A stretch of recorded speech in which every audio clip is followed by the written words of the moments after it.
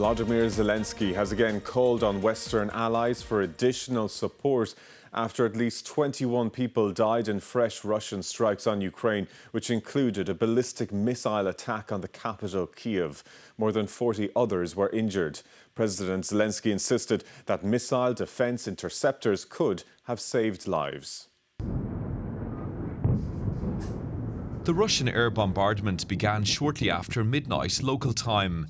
Explosions were heard throughout Kyiv after ballistic missiles and drones hit the Ukrainian capital. Firefighters spent much of the night battling major blazes following one of the deadliest attacks this year.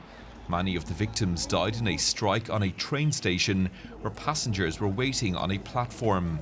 Warehouses and logistics centres were hit, as well as residential buildings. Many of the more than 100 drones were shot down, but Ukraine said it didn't have sufficient air defence resources to stop any of the 28 high-speed missiles. In a post on X, the Ukrainian president said ballistic missile interceptors could have saved lives. Since the beginning of 2026, Ukraine started receiving just a third of anti-ballistic missiles from allies. In Russia, Ukraine's aerial assault also increased. In one strike in the Tula region, a drone hit a major online retailer's logistic hub. Wild Berries, known as Russia's Amazon, has seen over a dozen of its facilities damaged in recent such attacks.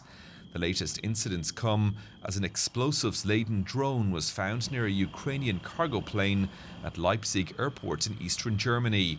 The airport is a hub for military goods, including those linked to the war in Ukraine, and also serves as a base for Ukraine's Antonov Airlines. A second unknown flying object collided with a departing DHL cargo aircraft, which later landed safely. Investigations are underway. For Gal O'Brien, RTE News.